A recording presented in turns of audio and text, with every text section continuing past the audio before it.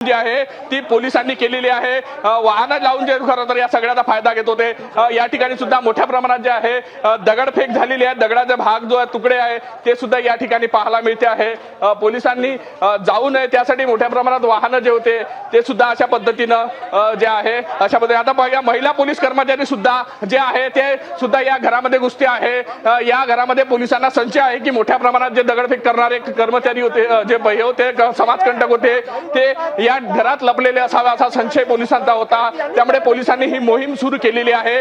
धरपकड सुरू झाली आहे। घरात घुसून जे आहे त्या समाजकंटकांना बाहेर काढलं जात आहे।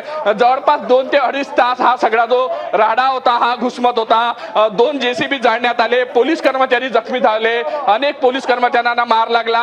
ही सगळी परिस्थिती आता नियंत्रणात आणण्यासाठी पोलिसांनी तात्काळ जी आहे ही धरपकड मोहीम सुरू केलेली आहे। गल्ल्यांमध्ये ज्या भागात लपले जाऊ शकते अशा पद्धतीचे जे आहे भाग शोधले जात आहे आणि त्या लोकांना जे आहे हे बघू शकतो पोलीस कशा पद्धतीने धावत आहे आणि जो कोणी पळताना दिसत आहे अशांना सगळ्यात शोध जो आहे तो घेतला जात आहे।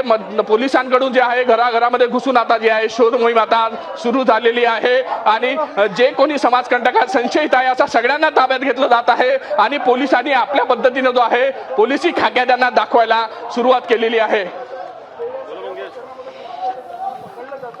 आपण दृश्यावरनं बघतो आता पोलिसांनी धरपकड सुरू केलेली आहे। जिथून जिथून दगडफेक झाली होती जिथे जिथे समाजकंटक लपले होते त्या सर्वांना ताब्यात घेण्याचा प्रयत्न आता नागपूर पोलिसांनी केलेला आहे।